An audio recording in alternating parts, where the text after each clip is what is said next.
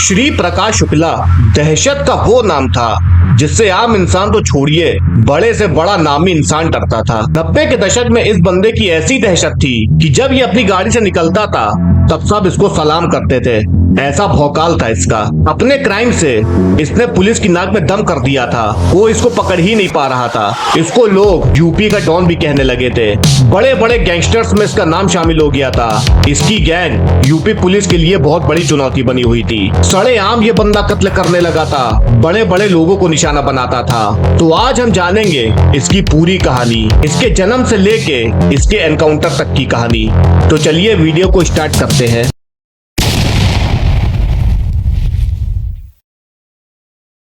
श्री प्रकाश शुक्ला का जन्म 6 अक्टूबर 1973 को गोरखपुर के मामखोर गांव में हुआ था। इसके पिता एक सरकारी स्कूल टीचर थे। आपने एक पिक्चर देखी होगी जिद्दी, जो 1997 में आई थी और इसमें मेन लीड रोल में थे सनी देओल। अब इस मूवी में ये दिखाया गया है कि देवा जो सनी देओल थे इस पिक्चर में, उसकी जुर्म की शुरुआत कैसे होती है। दरअसल देवा की बहन कॉलेज से आ रही होती है और उसको इलाके का एक नामी गुंडा छेड़ देता है और जब ये बात देवा को पता चलती है तो देवा उस गुंडे को मार देता है और इसके बाद ये देवा से देवा डॉन बन जाता है। देवा सीएम के लिए भी सिरदर्द बन गया था। ऐसे ही शुरुआत हुई थी श्री प्रकाश शुक्ला की। अब आपको हम 1993 में लेके चलते हैं।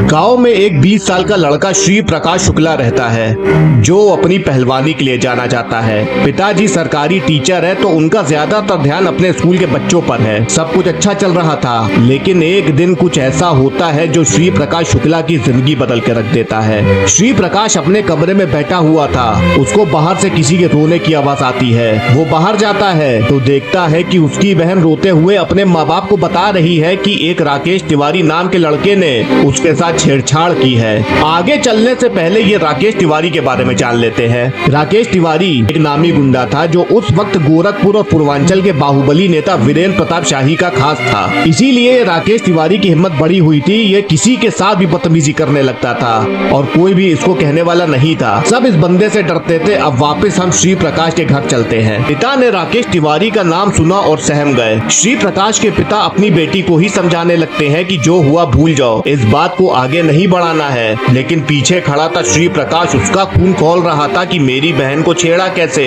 श्री प्रकाश अंदर ही अंदर घुट रहा था। उसने फैसला किया बदला लेने का। वो घर से निकलता है और उसी एरिया में जाता है जहाँ पे उसकी बहन को छेड़ा गया था। उसने देखा कि राकेश सड़क किनारे बैठा हुआ है। श्री प्रकाश के दिमाग में सिर्फ बदला चल रहा था। वो राकेश के पास जाता है और उसे पीटना चालू कर देता है। गुस्से के आगे उसे कुछ नहीं दिखाई दे रहा था। वो अपने पास से बंदूक निकालता है और राकेश को गोली मार देता है। राकेश तिवारी वहीं पे खत्म हो जाता है। श्री प्रकाश ने ये हत्या दिन दहाड़े की थी। वीरेंद्र प्रताप शाही के खास आदमी की हत्या से पूरे गोरखपुर में सनसनी फैल जाती है और यहीं से शुरुआत होती है श्री प्रकाश शुक्ला के क्राइम की दुनिया की। इस हत्या के बाद श्री प्रकाश शुक्ला का नाम बहुत बढ़ गया कि एक 20 साल का लड़का जिसने बाहुबली नेता के खास आदमी की सरेआम हत्या कर दी। लेकिन श्री प्रकाश डरा हुआ था। वो हत्या करके फरार हो गया। पुलिस उसकी जोरों शोरों से तलाश कर रही थी। अब एंट्री होती है हरिशंकर तिवारी की। हरिशंकर श्री प्रकाश शुक्ला को बचाना चाहते थे, लेकिन श्री प्रकाश शुक्ला को हरिशंकर क्यों बचाना चाहेंगे? तो सुनो इसकी वजह क्या थी। दरअसल हरिशंकर तिवारी और वीरेंद्र शाही में दुश्मनी थी और आए दिन इन दोनों के बीच में कुछ ना कुछ होता ही रहता था। तो अब जब श्री प्रकाश ने वीरेंद्र शाही के खास आदमी को मार डाला तो हरिशंकर को लगा कि ये लड़का उनके काम का है, इसको बचाना चाहिए। आखिरकार हरिशंकर ने श्री प्रकाश से संपर्क कर ही लिया और उसको अपने पास सहारा दिया और उसको बैंकॉक भेज दिया। पुलिस शुक्ला को ढूंढती रही लेकिन शुक्ला कहीं नहीं मिला। कुछ महीनों बाद मामला ठंडा पड़ गया और श्री प्रकाश शुक्ला की री एंट्री होती है और ये श्री प्रकाश एक अलग श्री प्रकाश बन चुका था। ये बेलगाम हो गया था, इसको डॉन बनना था। अब एक और व्यक्ति की एंट्री होती है जिसका नाम था सूरज भान सिंह। सूरज भान सिंह बिहार के मोकाना से निर्दलीय विधायक चुना गया था और श्री प्रकाश शुक्ला और सूरज भान में गहरी दोस्ती थी। पूर्वांचल में कई टेंडर्स निकलते थे जिसमें दखल होता था वीरेंद्र शाही और हरिशंकर तिवारी का, जिसकी वजह से सूरज भान सिंह को बहुत दिक्कत होती थी। लेकिन अगर पूर्वांचल में टेंडर निकलते थे तो सूरज भान को इतनी दिक्कत क्यों होती थी? दरअसल उत्तर पूर्व रेलवे का हेडक्वार्टर गोरखपुर हुआ करता था जिसमें बिहार के भी कई स्टेशन आते थे। बिहार में आने वाले स्टेशनों से जुड़े कामों का भी टेंडर गोरखपुर मुख्यालय से ही निकलता था। यहाँ हरिशंकर और वीरेंद्र शाही के लिए फायदे का सौदा था तो सूरज भान के लिए एक बड़ी मुसीबत होती थी। तो इसीलिए सूरजभान को दिक्कत होती थी। अब वापस हम श्री प्रकाश पे लौटते हैं। श्री प्रकाश ने पहली बार वीरेंद्र शाही पे अटैक किया, जिसमें वीरेंद्र शाही बच गया था। श्री प्रकाश के साथ 3 लोग और थे, अनुज सिंह, सुधीर त्रिपाठी और सूरजभान सिंह। अब श्री प्रकाश दूसरी बार वीरेंद्र शाही पर हमला करता है, लेकिन इस बार भी इसकी किस्मत अच्छी थी। लेकिन अब वीरेंद्र शाही की किस्मत इतनी अच्छी नहीं रहेगी। तीसरी बार वीरेंद्र शाही अपनी प्रेमिका के लिए लखनऊ के इंदिरा नगर में मकान देखने के लिए निकला हुआ था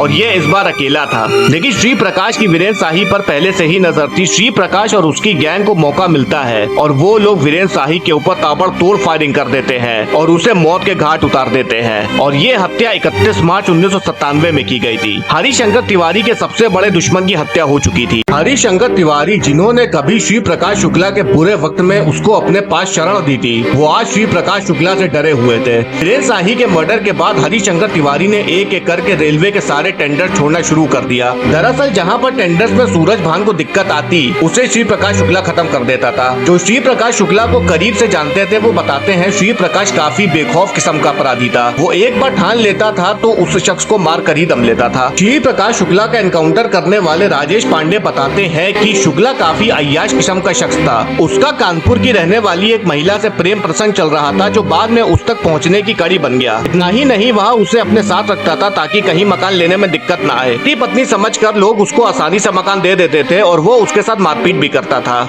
ये राजेश पांडे बताते हैं। श्री प्रकाश शुक्ला ने कई हत्याएं की हैं, जिसमें उसने एक सब इंस्पेक्टर आर.के. सिंह की भी हत्या की थी। इसने 26 मई 1998 को एक बिजनेसमैन के बेटे को किडनैप कर लिया था और जब बिजनेसमैन ने अपने बेटे को बचाने की कोशिश की थी तो इसने बिजनेसमैन को भी मार दिया था। इसके बाद 13 जून 1998 को इसने ब्रिज बिहारी प्रसाद, जो बिहार के मंत्री थे, उनकी हत्या कर दी थी। ब्रिज बिहारी प्रसाद की हत्या के थोड़े ही समय के बाद शुक्ला ने अजीत सरकार की हत्या कर दी, जो पुणिया के विधायक थे। डीआईजी राजेश पांडे एक घटना का जिक्र करते हैं। श्री प्रकाश शुक्ला का दूर का बहनोई लखनऊ के हजरतगंज थाने में रहता था। शुक्ला ने उसे लॉटरी का काम शुरू कराया। हालांकि तिवारी के इस बिजनेस में अमीनाबाद का विवेक श्रीवास्तव आड़े आ रहा था। उसने लाठूस रोड में एक कॉम्प्लेक्स तैयार किया जहां लॉटरी के कई काउंटर डाल दिए। साथ ही इस काम में कई लोगों को लगा दिया। श्री प्रकाश ने एक रोज उसे धमकी भी दी, लेकिन विवेक श्रीवास्तव पर उस धमकी का कोई असर नहीं हुआ। इसके बाद एक रोज विवेक श्रीवास्तव को श्री प्रकाश शुक्ला ने लाठूस रोड में 20 सड़क पर तकरीबन 25 गोलियां मार दी और उसे मौत के घाट उतार दिया। हैरानी की बात तो ये थी कि पुलिस के पास श्री प्रकाश शुक्ला की एक भी तस्वीर नहीं थी। दरअसल बात ये थी कि उसने कह रखा था कि जिसने भी उसकी तस्वीर पुलिस के पास पहुंचाई वो उसे 24 घंटे के अंदर मार डालेगा। इसी डर की वजह से कोई भी श्री प्रकाश शुक्ला की जानकारी पुलिस को नहीं देता था। पुलिस को उसकी तस्वीर मिली कैसे? पुलिस विभाग के अधिकारी के मुताबिक हमारे पास सबसे बड़ा सवाल था कि श्री प्रकाश शुक्ला दिखता कैसा है, जिसका पता लगाने के लिए हम लखनऊ में उसके बहनोई के घर पर दबिश देने लगे। इसी दौरान श्री प्रकाश की तस्वीर उसकी भांजी की बर्थडे पार्टी में मिल गई। इसमें सिर्फ उसका चेहरा ही नजर आ रहा था। ये बात 1997-1998 की है। उस दौरान बॉलीवुड एक्टर एक्ट्रेस के पोस्ट कार्ड चले थे। मैंने श्री प्रकाश का चेहरे की तस्वीर लेकर सुनील शेट्टी के चेहरे के सामने रखने की कोशिश की। यहाँ बिल्कुल फिट बैठ गया। फिर मैंने एक फैक्स की दुकान पर फोटो एडिट कराई, तस्वीर निकलवाई। तो ये पुलिस विभाग के अधिकारी का कहना था। श्री प्रकाश शुक्ला इतना बेखौफ अपराधी था कि इसने यूपी के सीएम कल्याण सिंह की हत्या की सुपारी ले ली थी, वो भी 6 करोड़ रुपए में। यूपी पुलिस की स्पेशल टास्क फोर्स अब उसके पीछे थी। एसटीएफ का एक ही मकसद था, श्री प्रकाश शुक्ला को जिंदा या मुर्दा पकड़ना है। अब हम देखेंगे कि श्री प्रकाश शुक्ला का एनकाउंटर कैसे हुआ। एसटीएफ हरकत में आ चुकी थी और तय कर लिया था कि इस अपराधी को किसी भी तरह से पकड़ना बहुत जरूरी है। एसटीएफ को पता चला कि श्री प्रकाश शुक्ला दिल्ली में अपनी किसी गर्लफ्रेंड से मोबाइल पर बातें करता है। एसटीएफ ने उसके मोबाइल को सर्विलांस पे ले लिया, लेकिन श्री प्रकाश को शक हो गया था तो उसने मोबाइल के बजाय पीसीओ से बात करना चालू कर दिया था। लेकिन उसे ये नहीं पता था कि पुलिस ने उसकी गर्लफ्रेंड के नंबर को भी सर्विलांस पर रखा है। सर्विलांस से पता चला कि जिस पीसीओ से श्री प्रकाश कॉल कर रहा है वो पीसीओ गाजियाबाद के इंदिरापुरम इलाके में है। जैसे ही खबर मिली, यूपी एसटीएफ की टीम तुरंत उस लोकेशन की तरफ रवाना हो गई। 23 सितंबर 1998 को एसटीएफ को खबर मिलती है कि श्री प्रकाश दिल्ली से गाजियाबाद की तरफ आ रहा है। श्री प्रकाश की गाड़ी जैसे ही वसुंधरा इंक्लेव पार करती है, राजेश पांडे, अरुण कुमार सहित पूरी एसटीएफ की टीम उसकी गाड़ी का पीछा करने लगती है। श्री प्रकाश शुक्ला को भनक भी नहीं थी कि एसटीएफ टीम उसका पीछा कर रही है। जैसे ही श्री प्रकाश की कार इंदिरापुरम के सुनसान इलाके में घुसी, वैसे ही एसटीएफ ने उसकी गाड़ी को ओवरटेक किया और उसकी गाड़ी रोक दी। पुलिस ने पहले फायरिंग फायरिंग शुरू नहीं की। पुलिस ने उसे कहा कि सरेंडर कर दो, वो नहीं माना, अभी भी वो गाड़ी के अंदर ही बैठा हुआ है। पुलिस ने फिर कहा कि बाहर आके सरेंडर कर दो, लेकिन श्री प्रकाश ने फायरिंग शुरू कर दी। पुलिस ने भी जवाबी फायरिंग की और उस जवाबी फायरिंग में श्री प्रकाश शुक्ला मारा गया।